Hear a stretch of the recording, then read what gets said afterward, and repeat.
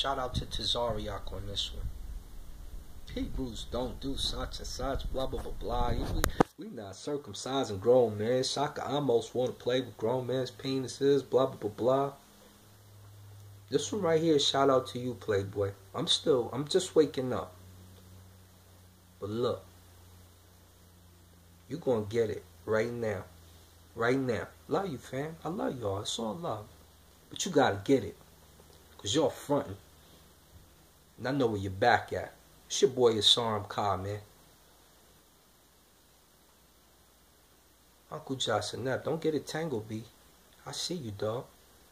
That chair roll with me. Let's go in. Let's go in. Here we go. Circumcision and Passover at Gilgal.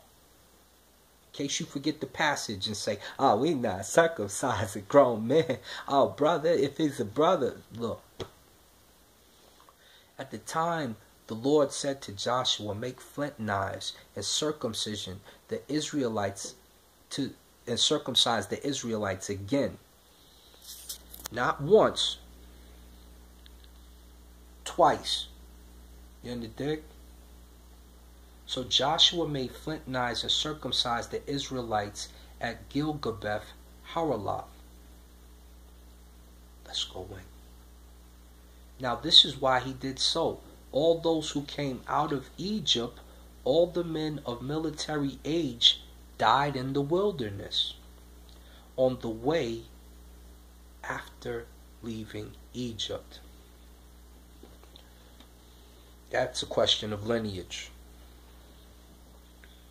So a lot of your men were Egyptian. We'll talk about Joshua in a minute. We'll talk about it in a minute. In a minute. You feel me? Because you came out of Egypt and on the way, there was an issue. We'll talk about that in a moment, right?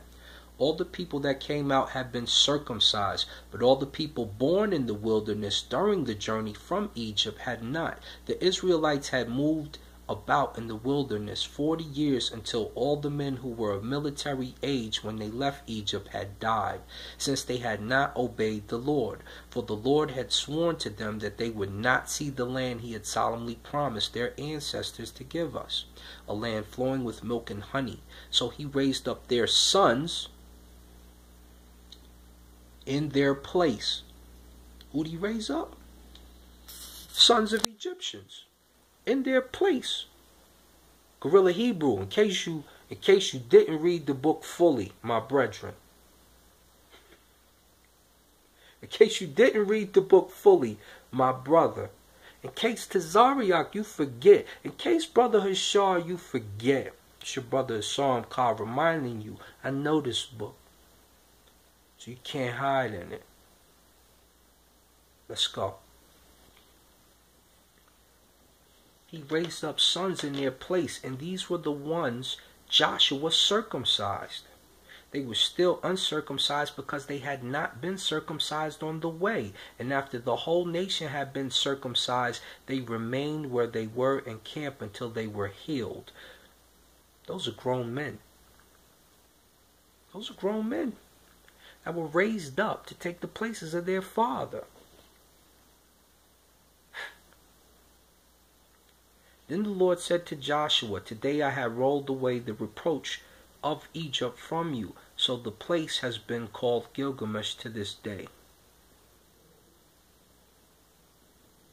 On the evening of the 14th day of the month, while camped at Gilgal on the plains of Jericho, the Israelites celebrated the Passover. The day after the Passover, that very day, they ate some of the produce of the land, unleavened bread and roasted grain. The manna stopped the day after. They ate food from the land. There was no longer any manna for the Israelites, but that year they ate the produce of Canaan. And if you know anything, I'm going to go on to say that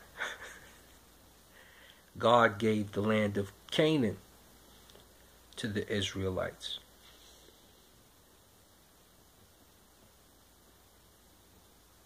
He gave the land of Canaan to you. Okay? The land of Canaan. Further on in the scriptures. Now when Joshua was near Jericho, he looked up and saw a man standing in front of him, etc., etc. We're not going to go into that. We're going to skip down. We're going to go to one quick verse. Verse 44. It says, Moses came with Joshua, son of Nun. Joshua is the son of who? Who is Nun in ancient Kemet? You tell me. You tell me, my learned Hebrew Israelites brothers. Who is Nun in ancient Kemet? His father